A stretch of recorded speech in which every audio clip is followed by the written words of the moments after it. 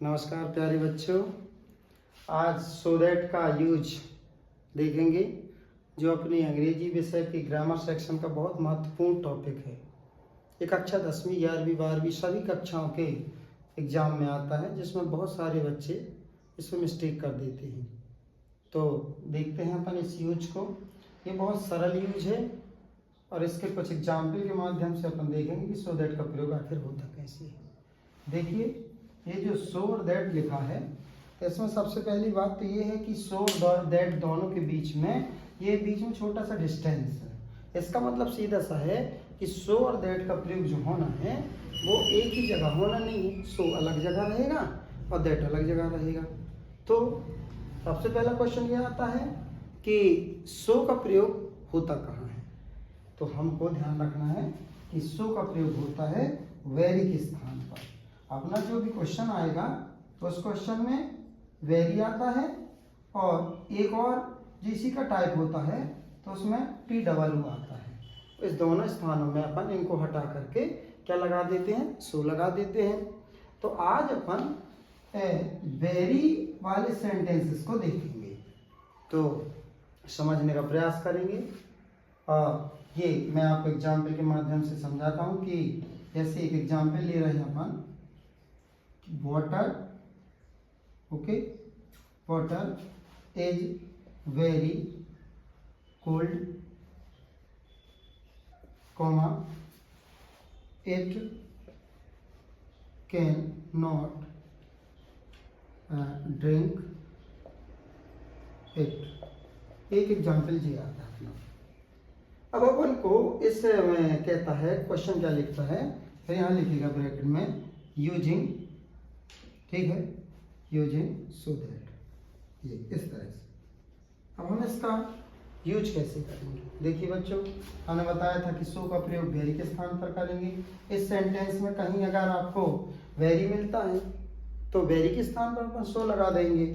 चलिए देखिए, ये लिखा है वेरी, मिला वेरी, तो वेरी को हटाना है और वेरी के स्थान पर सो का प्रयोग करना है। और ये कॉमा के स्थान पर अपन किसका प्रयोग करेंगे, दैट का प्रयोग करेंगे। चलिए आंसर लिखने का प्रयास करते हैं अपन। इसका जो आंसर बनेगा तो कैसा बनेगा, सबसे पहले अपन लिखेंगे वाटर इज वेरी की जगह सो कोल्ड, ठीक है। ये कॉमा के स्थान पर क्या लगाना है, दैट, ओके, इट, ठीक है, it can not drink it, ये। अब इसके बाद एक और एग्जाम्पल और लेते हैं अपन।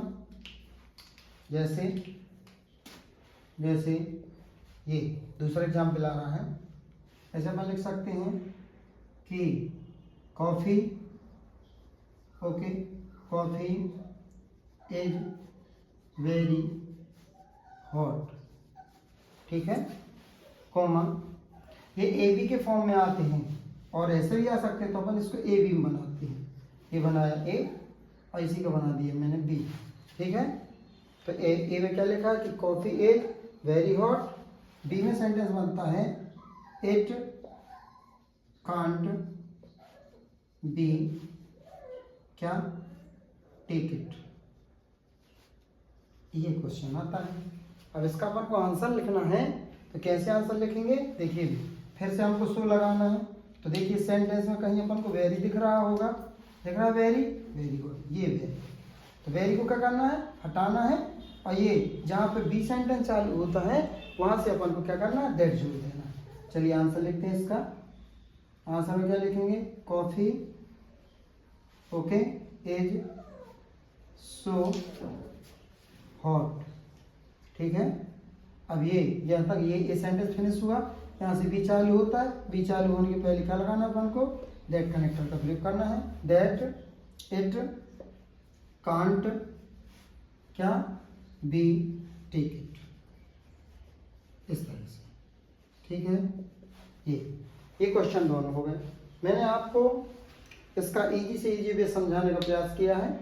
और ध्यान रहे, एक क्वेश्चन मैं आप सभी बच्चों को देता हूँ तो आप लोग इसके क्वेश्चन का आंसर बनाना, ठीक है।